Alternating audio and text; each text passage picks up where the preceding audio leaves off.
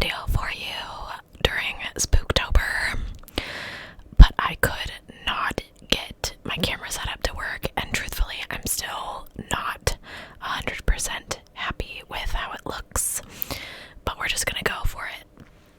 This shadow right here is actually the shadow from my camera, and I just can't make it go away, and you can see my leg here. It's just whatever, but I thought that we would start to read this book.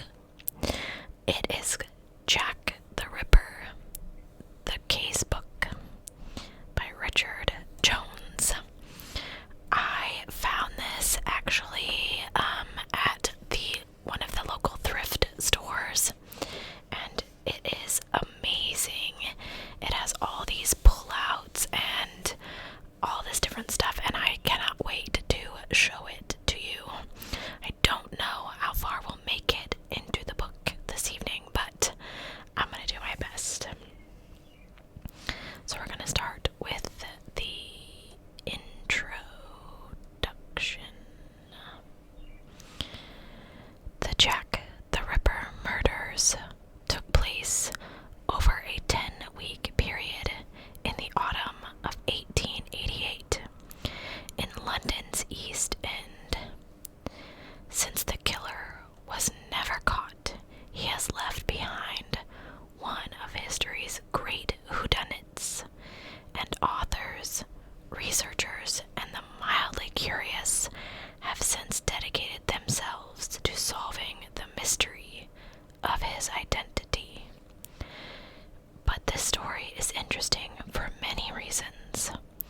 There is the almost daily reporting in the newspapers that went on throughout what has become known as the Autumn of Terror.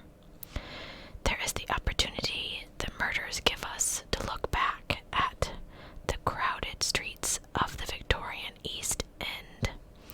There is the insight that the murders enable us to gain into the class prejudices and the social conditions of Victorian London.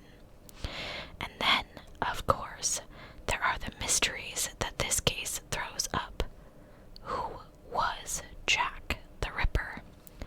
Where did he live? Why did he suddenly stop killing? But to hope to answer any of these questions, you need a good grounding in the case to get to know the full sequence of events, and most importantly, to put those events into the context of the age and the streets in which they occurred. That is what this book will do for you. You will be able to study the timeline of the murders. You can read witness, police, and official statements on the case. You will be able to ponder the known facts and use them to form your own conclusions. Evocative, contemporary photographs will enable you to gain an impression of what the area was like at the time of the murders. You will also be able to read case studies of the major suspects and be able to decide for yourself whether or not a particular suspect was Jack the Ripper. In short, you have everything you need to understand and launch your own investigation into the mystery of Jack the Ripper.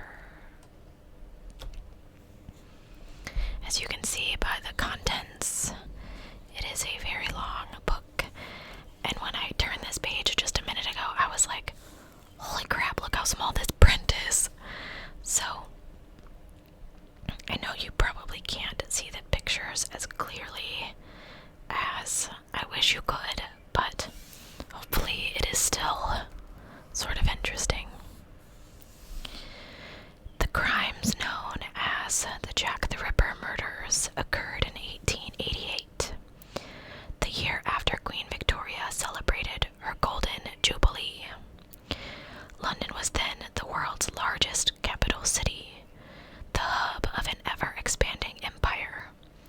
The City of London, the financial boiler room that powered the empire, had enjoyed a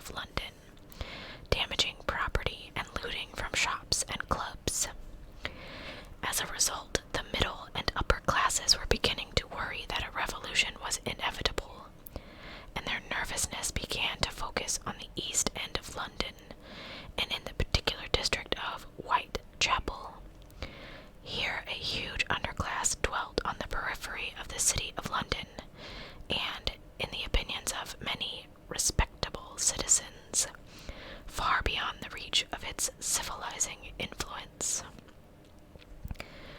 On the whole, the view that the middle and upper classes held about Whitechapel was largely undeserved, as Canon Samuel Barnett, the vicar of St. Jude's Church on Commercial Street, and an ardent mover for social reform in the area, wrote to the Times at the height of the Jack the Ripper murders, quote, "The greater part of Whitechapel is as orderly as any part of London, and the life of most of its inhabitants is more moral than that of many whose vices are hidden by greater wealth." So this is a picture.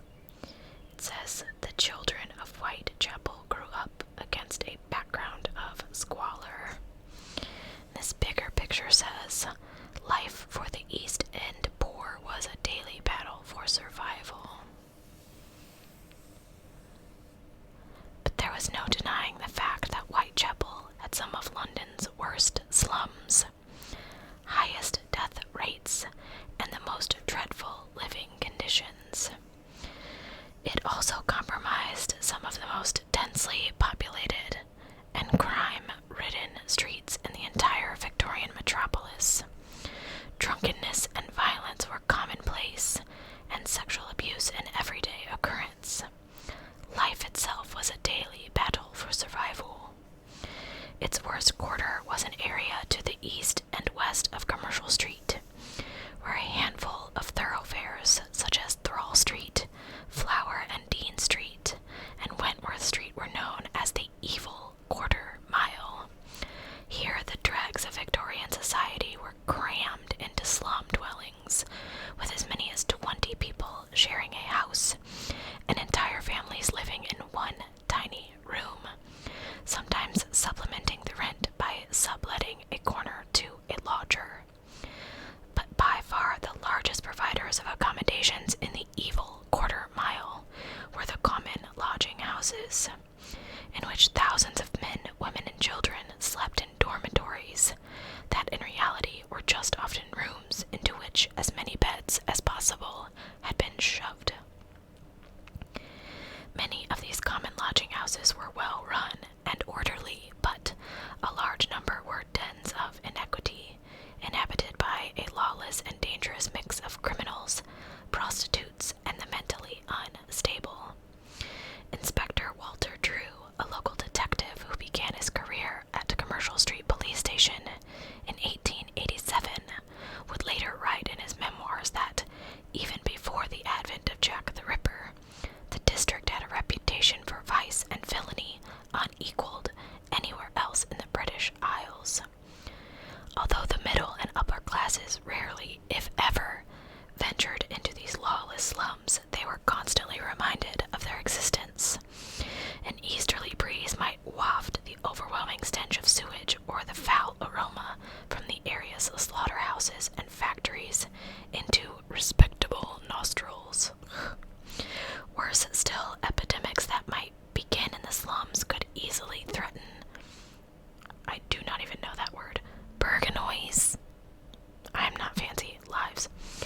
It was amid this climate of uncertainty that the famed Whitechapel murders took place, and by conducting his reign of terror in the area that he did, and showing himself able to outwit the forces of the law and order, Jack the Ripper confirmed every fear and prejudice that the middle classes had long held about the East End of London.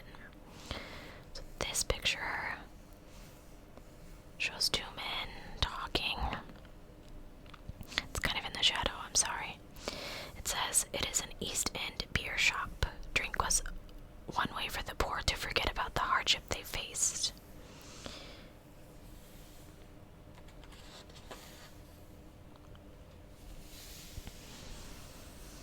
The next page says, "The people of the abyss." This picture is the port of London. It says it provided employment for a fortunate few in the area. This is Charles Booth, a wealthy shipping magistrate turned philanthropist and social reporter.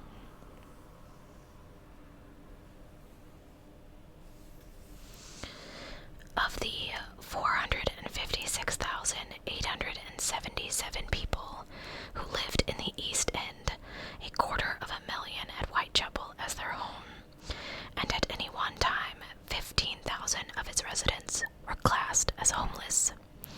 Disease, hunger, neglect, even violence would claim the lives of 1 in 4 children before they reached the age of 5. The populace consisted of a cross-section of Victorian society. Throughout the 19th century, economic migrants had been arriving in London in increasing numbers from East Angelina. Man, this print is so small. And Essex, both of which had seen their traditional agricultural and cloth-making industries decimated. Large numbers of Irish immigrants had also begun arriving after the potato famine of the 1840s. Employment was intermittent. Men might find work at the docks, but this entailed turning up early at the dock gates to await the foreman, whose arrival with the sought-after employment tickets would be marked by a vicious scrum, as men kicked and punched and even bit their way to the front to ensure that they would be among the ones fortunate enough to earn money to feed their family. Others might find work in the area's sweatshops, working in trades such as boot and cabinet making, or in the huge factories that dotted the district. The hours were long, the conditions horrific, and the pay low. Job security was non-existent, since a vast reservoir of those desperate men, women, and children was ever on hand to replace those unwilling to toe the line.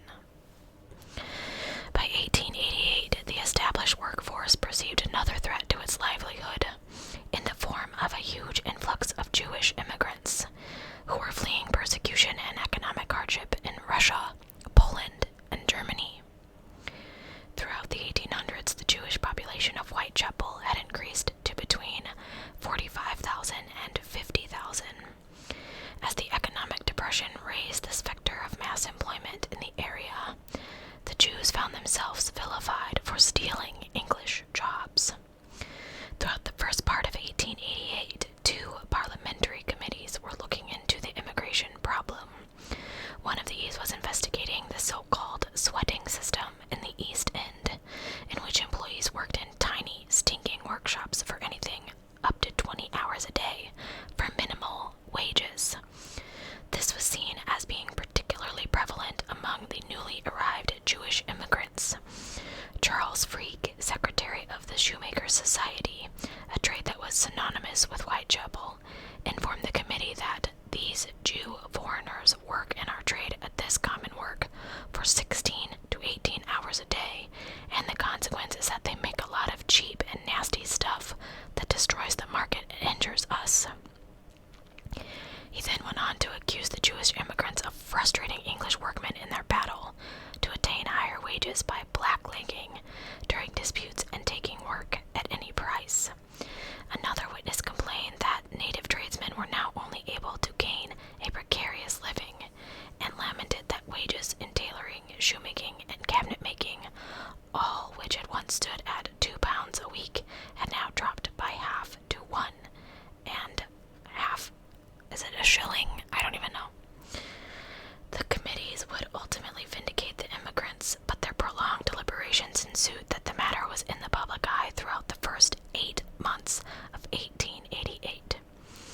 In June of 1887, a notorious East End murder, where both the perpetrator and the victim were Jewish, had shocked the area. Israel Lipsky, a lodger in a house in Batty Street, had forcibly poisoned fellow lodger Miriam Angel by pouring nitric acid down her throat. Although he was hanged, the murder had resulted in a good deal of anti-Semitism in the area, and Lipsky was, by 1888, used as a term of abuse towards Jews from Gentiles. Thus, when the Jack the Ripper murders occurred, many in the Gentile community came to the conclusion that an Englishman could not be responsible for such barbaric crimes, and they were only too willing to pin the blame on a community that they had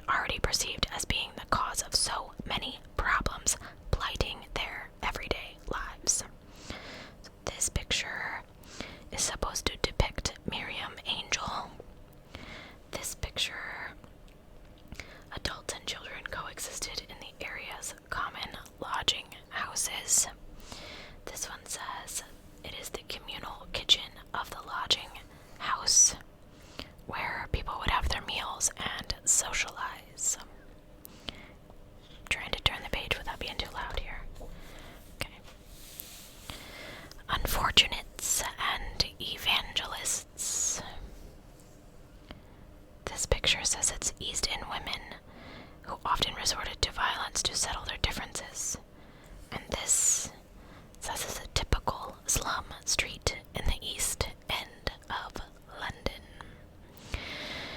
It was widely perceived, and indeed was often the case, that the harshness of their living conditions dehumanized those who dwelt in the East End slums.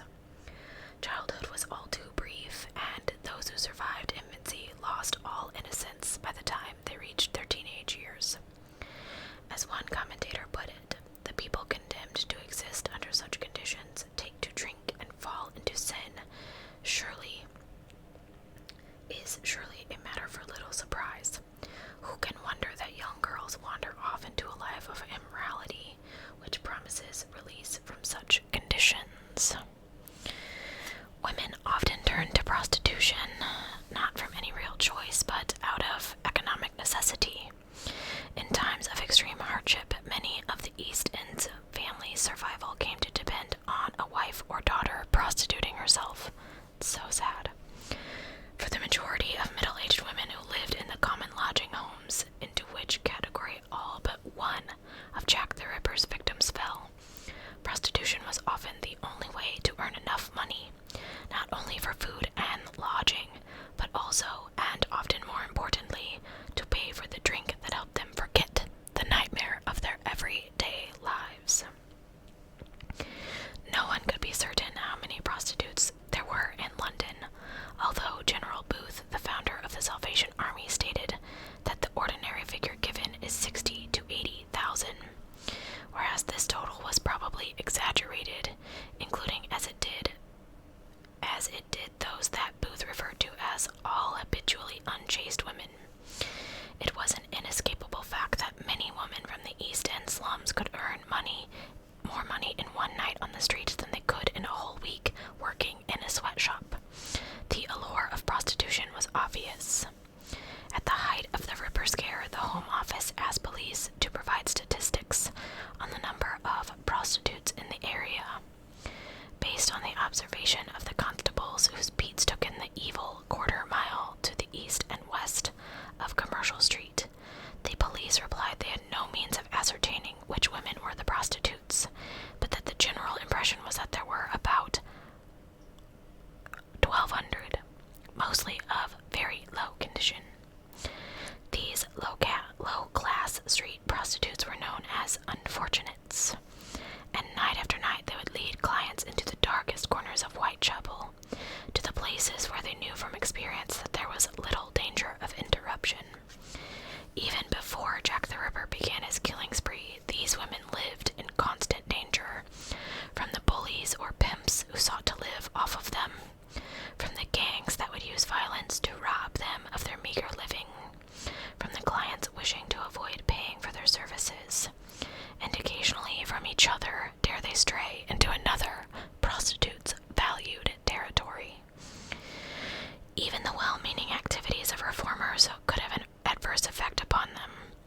During the winter of 1887 to 1888, Frederick Charrington, the heir to the local brewing dynasty, had been leading a one-man crusade to rid the East End of vice, using the terms of Criminal Law Amendment Act of 1885, by which a citizen could report any house suspected of operating as a brothel to the police, who would then close it down.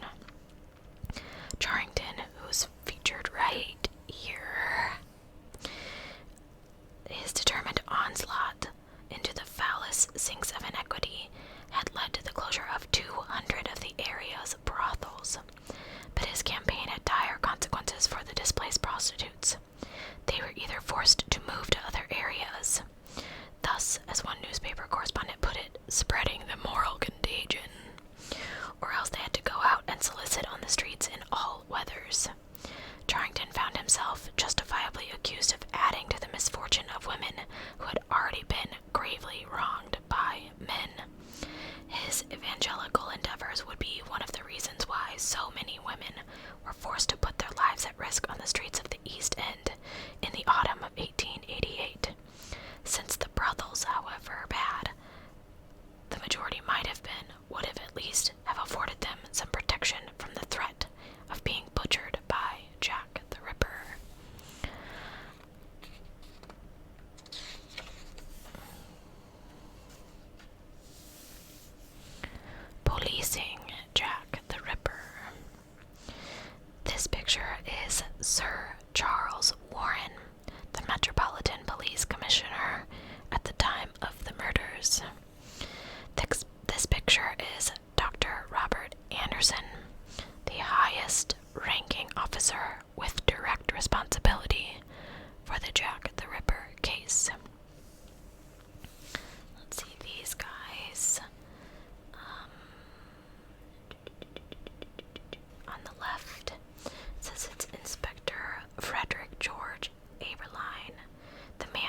led the on-the-ground hunt for the Ripper in the area.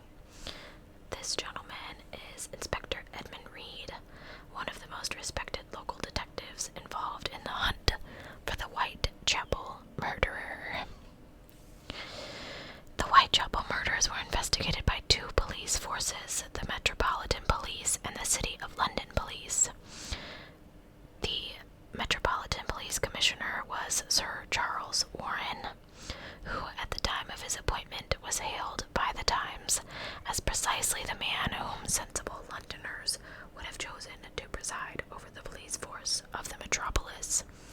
But by 1888, his reputation had been tarnished by his handling as what became known as Bloody Sunday, when on November 13th, 1887, he had sent a baton-wielding police officers, soldiers, and mounted police to break up a socialist demonstration in Trafalgar Square, and as a result, he was very unpopular with the radical press, sections of which used the police's inability to catch Jack the Ripper as a means of exacting revenge on Warren, who found himself unfairly, in many instances, regularly malaligned in the pages of several newspapers. Warren's autocratic style of governance also caused a conflict between him and his assistant commissioner in charge of the detective department, James Monroe. Following almost a year of constant bickering, Monroe resigned, effective August 31st, 1888. The infighting between Warren and his assistant commissioner had left the detective department of the Metropolitan. I'm a Superman fan. Metropolis is in my brain all the time. Metropolitan Police demoralized and in need of focused leadership to raise morale. What the department got instead was Dr. Robert Anderson, a Dublin-born lawyer who came to the post suffering from exhaustion and who, within a week of taking up office, set off for a recuperative break in Switzerland. Say what? With Anderson away, Sir Charles Warren took command and, on September 15th, 1888, informed the Home Office that the Whitechapel murder case was, if it was to be successfully grappled with, it must be put into the hands of one man who will have nothing else to concern himself with. The officer chosen was Chief Inspector Donald Sutherland Swanson, and Warren ordered that he must be given his own office, and every paper, every document, every report, every telegram must pass through his hands. He must be consulted on every subject. Thus, Swanson assumed overall charge of the case, at least until Anderson's return from holiday in early October, after which Swanson was the desk officer under him, and as the officer who assessed all the information to do with the crimes, he acquired an unrivaled knowledge of the Jack the Ripper murders. The Metropolitan Police Force was broken down into divisions, each of which had responsibility for policing a specific area of the capital. Since the Whitechapel murders, with one exception, were East End affairs, they were investigated by two divisions. The murder of Mary Nichols fell within the area policed by J Division, while the others were investigated by the H Division. In charge of the Criminal Investigation Department of the H Division was Inspector Edmund Reed, a popular detective who largely avoided the press criticism meted out by his colleagues as the quagmire of Jack the Ripper investigation began to engulf them.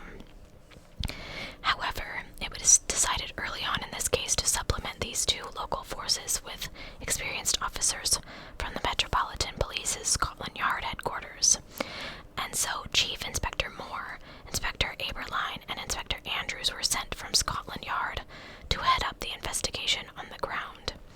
The senior of the three was Inspector Aberline, and it was he who took overall charge of the investigation in the area. One other police force investigated the Jack the Ripper crimes. The killing of Catherine Eddowes took place in Mitre Square in the City of London. Her murder, therefore, came within the jurisdiction of the City of London Police. In overall charge of the City Police was Acting Commissioner Major Henry Smith, while the head of their detective department was Inspector James McWilliam, whose principal forte was was the investigation of complex financial frauds. There were, of course, hundreds of police officers from both forces who worked to a greater or lesser extent on solving the notorious Jack the Ripper murders, but these were the ones whose names most frequently appeared during the course of the investigation. Sorry, we're not much into the murder part yet, and we're like 28 minutes into this case. Okay. The Whitechapel murders begin. The Jack the Ripper murders occurred in an area comprised of little more than 1 square mile. His victims were all prostitutes, and his crimes were seen against a wider series of killings known as the Whitechapel murders. Since no one was ever charged, it is difficult to say with certainty how many women actually died at his hands, although historians have tended to concur with the assessment made by Sir Melville Macnaghten, Chief Constable of the Criminal Investigations Department, who in 1894 stated that Jack the Ripper had 5 victims. Those victims are often referred to as the canonical 5. Mary Nichols, Annie Chapman, Elizabeth Stride, Catherine Eddowes, and Mary Kelly, all of whom were murdered between August 31st and November 9th, 1988. But there were in fact 11 Whitechapel murders, 2 of which occurred before that of the first Ripper victim, Mary Nichols. So this is the first pullout that we have, so I'm gonna just slide you back a little. Ignore the paint on my table. I use this TV tray for everything.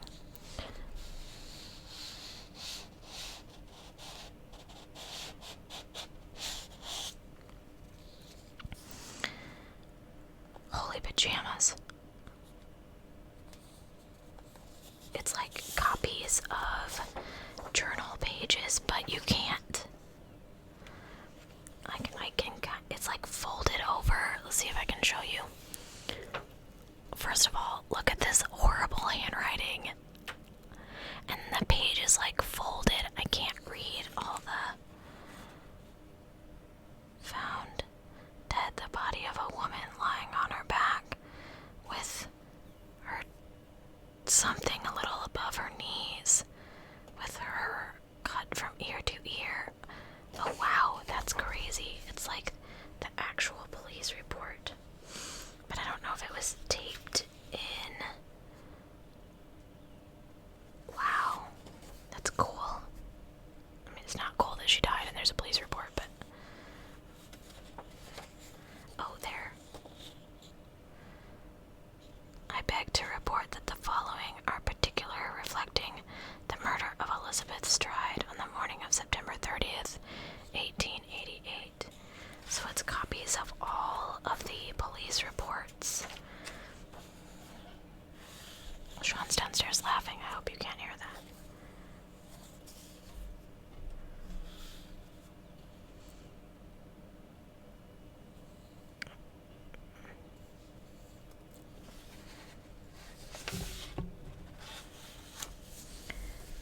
Interesting. Neat. Okay. So it does tell you what the documents are.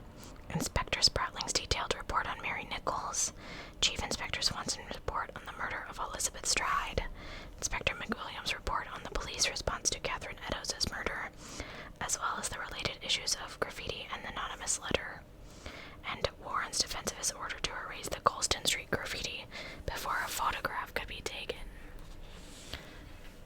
Oh gosh, I gotta shift a little. Okay. Oh, is there something else? Did I not? Well, there is. Oh. That one was just folded. So I do want to precursor this with, when I turn this page, there is a picture of the deceased in this. I don't want you to be, like, I guess I kind of showed you already, sorry. I don't want you to be alarmed by it or anything, so I know you wouldn't be here on this channel if it bothered you, probably, but, and you might not even be watching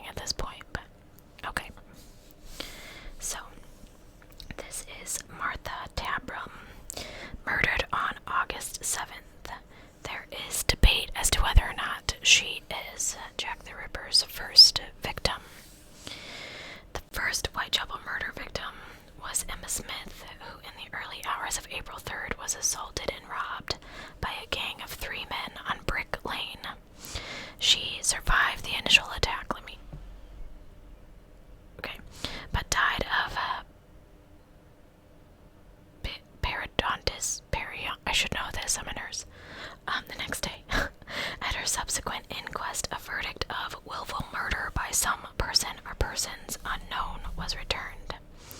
It was almost certain that Emma was not murdered by Jack the Ripper. She was probably the victim of one of the street gangs that were known to prey on the vulnerable prostitutes of the area.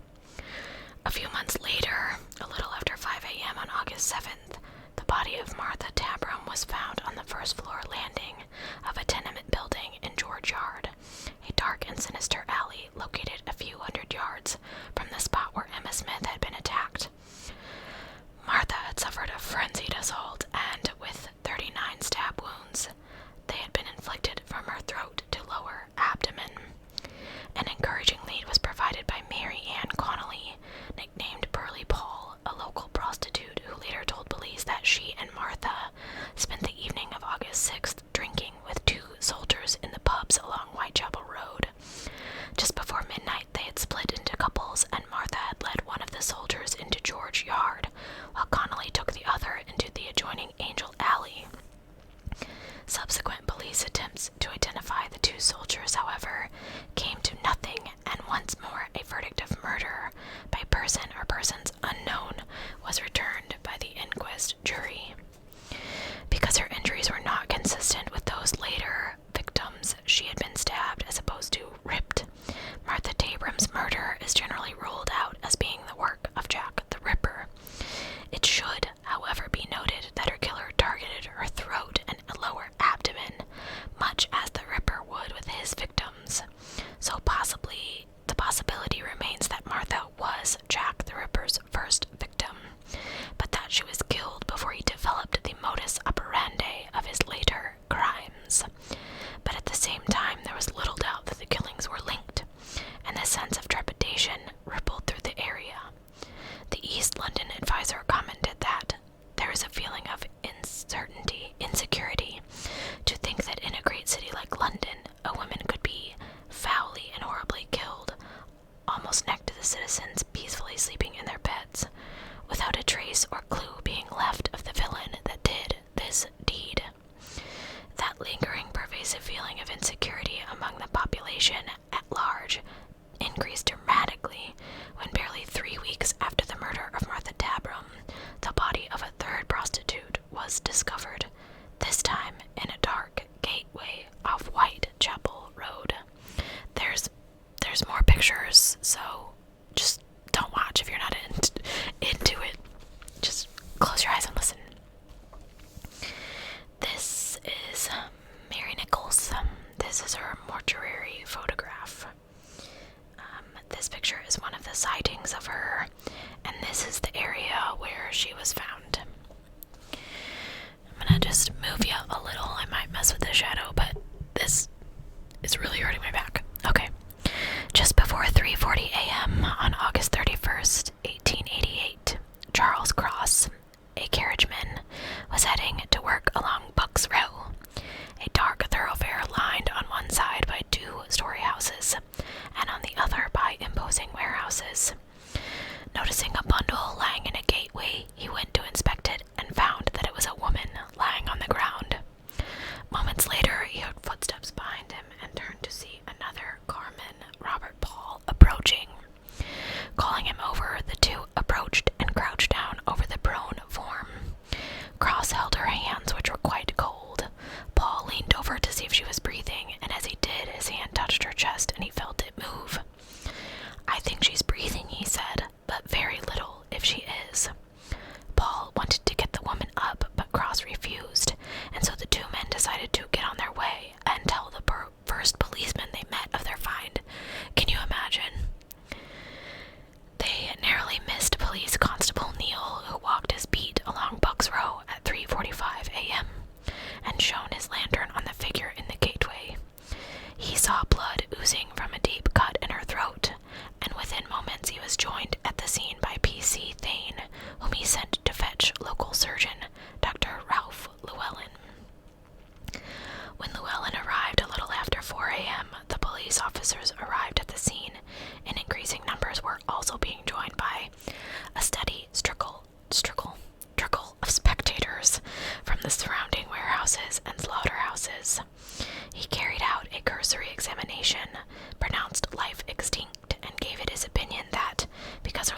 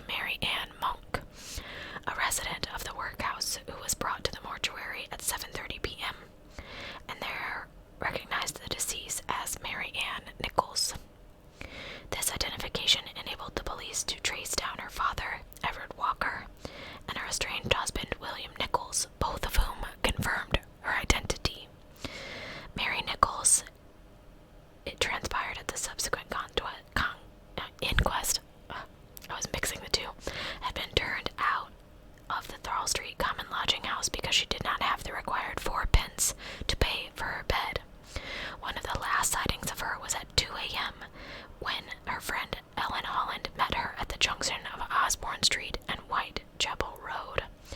Mary was drunk and she told Ellen that she had made her DOS money twice over, evidently from prostitution, but that she had spent it on drink. Ellen tried to persuade her